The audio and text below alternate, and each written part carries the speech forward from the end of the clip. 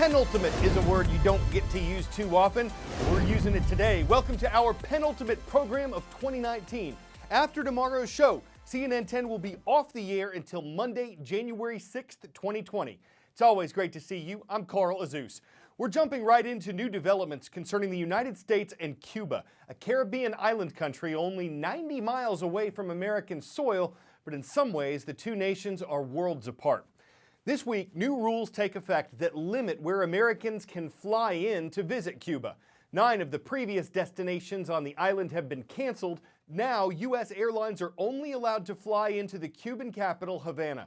This is expected to have a negative impact on Cuba's economy, and it's one of the ways the U.S. government is pressuring Cuba to make changes. The Trump administration wants the communist nation to start holding democratic elections. It wants Cuba to stop harassing opponents of the nation's government. And it wants Cuba's government to stop supporting Venezuelan President Nicolas Maduro, whom the U.S. doesn't recognize as Venezuela's rightful leader. American sanctions on Cuba's economy are nothing new. But 5 years ago, former U.S. President Barack Obama and Cuban President Raul Castro formally started the process of normalizing relations between the two countries, which had been rivals since the Cold War. President Obama said decades of cutting off Cuba economically and politically had failed to influence its communist government to improve its record on human rights.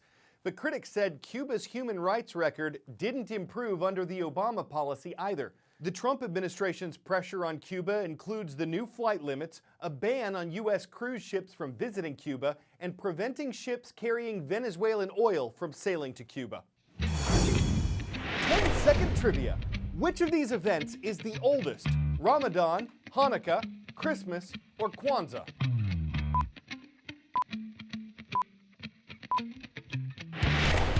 According to Jewish tradition, Hanukkah was instituted in the year 165 BC, making it the oldest observance on this list. Christmas hasn't come early this year, but the flu season has, and there ain't nothing merry about that. Flu viruses circulate around the world throughout the year, but a flare-up in the U.S. is most common in the fall and winter, hitting its worst point between December and February, according to the Centers for Disease Control. But it says it's been 15 years since flu season started as early as it has this time around. Currently, the virus is classified as widespread in 16 states and as intense in 12 others. What's also unusual is that influenza B, a type of flu that usually hits a small number of people at the end of flu season, is hitting in bigger numbers at the start of this one. And children are particularly vulnerable to influenza B. The CDC is urging Americans to get vaccinated, even though the vaccine isn't perfect, and many of those who get the shot still get the flu. Last flu season, the flu killed at least 36,000 people, so this shot could literally save your life. But it's far from perfect. Even on a good year, influenza effectiveness of the vaccine is about 60%. On a bad year, it's as low as 10%. Do we need to make a better flu vaccine? You know, we really absolutely do. In September, President Trump signed an executive order noting that the current system for making flu shots has critical shortcomings. The order pledges to modernize the process. The first step, stop using eggs to make flu vaccine. They grow the virus in the eggs, like the eggs you eat for breakfast, and then they kill the virus and put it in a vaccine. But sometimes the virus changes inside the egg, so it doesn't end up matching the flu that's out there spreading among people. That's why some companies like this one have figured out ways to grow the flu virus without using eggs. Right here we have the cells growing the virus. The virus stays the same, and when you make the vaccine, it looks closer to what's in the wild. So no eggs here anywhere? No eggs here anywhere. Trump's executive order is designed to encourage more of this technology and something even bigger, something researchers have been working on for years. A flu vaccine you would get only once in your life instead of every year. Karen Craney is one of the first people in the world to get what's called the universal flu shot as part of a study at the National Institutes of Health. Invert 5 times.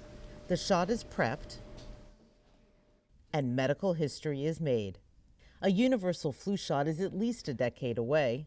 It's complicated. It's not going to be easy, but we're starting to see the light at the end of the tunnel. So for now, get your regular flu shot to protect yourself and everyone around you, while we wait for something even better. Since we first reported on the Ocean Cleanup Project, which uses a giant U-shaped tube and a net to corral plastic in the ocean, it's hit some headwinds. About a year ago, one of the devices broke, and scientists have questioned whether it's money well spent, and they've floated the idea that the project could actually have a negative effect on the environment. But Ocean Cleanup has had some success since then, and it's hoped to become one of a number of solutions to the problem of plastic in the ocean. What we see here are actually the stomach contents of a single sea turtle that was found dead 2 years ago. This is what was all in one sea turtle. One sea turtle. Look at all that plastic. There are approximately 150 million tons of plastic in the world's oceans, and a recent UK report predicts that that number will triple in the next decade. Pieces of plastic in the ocean can kill sea life, threaten industries like fishing or tourism, and negatively affect our health when they end up in our food. That plastic is still going to be there in 1 year, it's still going to be there in 10 years, it's probably still going to be there in 100 years. Only if we go out there and clean it up, this amount of plastic is going to go down. One young Dutch inventor and his team have their sights set on solving the plastic problem. How? It's an almost 2,000-foot-long floating pipe with a net hanging below. If you look around the world, there's plastics washing up on beaches. Basically, we designed an artificial coastline here as a method of taking the plastics out of the water over there. The wind is like propelling the system through the area such that the open end of the U, so to speak, is going forward. So it's kind of like a catcher's mitt for ocean plastic. Yeah, exactly. And then every couple of months there is a boat coming, a bit like a garbage truck in the ocean, and that takes the plastics out there on the boat and brings it back to shore. This first version of the system was deployed to much fanfare in 2018, but it failed to collect and retain the plastic. Since then, the team has added a parachute to slow it down and a cork line to prevent the plastic from going over the top of the floating pipe. Now, the team says, the new system is working. But critics have worried about the system's effect on marine life. Are these the tubes that we see out there? Yeah, so we have the floater at the top that obviously keeps it afloat, while we have the screen underneath it that prevents plastic from going under it. So we don't have anything that can entangle marine life. And what happens is that the current flows underneath it, while the plastic which floats will remain in this zone in front of the cleanup system. You obviously have a ton of support for your project, but there's also a lot of critics out there who are saying, you know, you guys are just skimming the surface of this problem and you're not dealing with microplastics. 92% of the plastic isn't microplastic, but are larger objects. It's not microplastics yet. Right, so it's kind of a ticking time bomb. The sooner we get that out, the better. They're starting with the Great Pacific Garbage Patch, a floating mass of trash more than twice the size of Texas. The group plans to make consumer products out of recycled plastic from the patch. This pair of sunglasses, we already made this from plastic coming out of the Great Pacific Garbage Patch. But the ultimate goal? To clean up 90% of ocean plastic by the year 2040. Back in the day, people said, well, there's no way to clean this up. The best thing we could do is not make it worse. But to me, that's a very uninspiring message. You know, everyone wants the future to be better than the present. That's what we hope to achieve with this cleanup.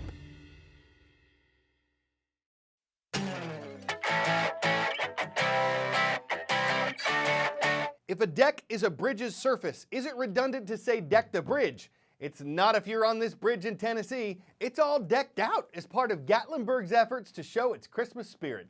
This is the longest pedestrian suspension bridge on the continent, 680 feet of Great Smoky Mountain walkway that's also a tunnel of color.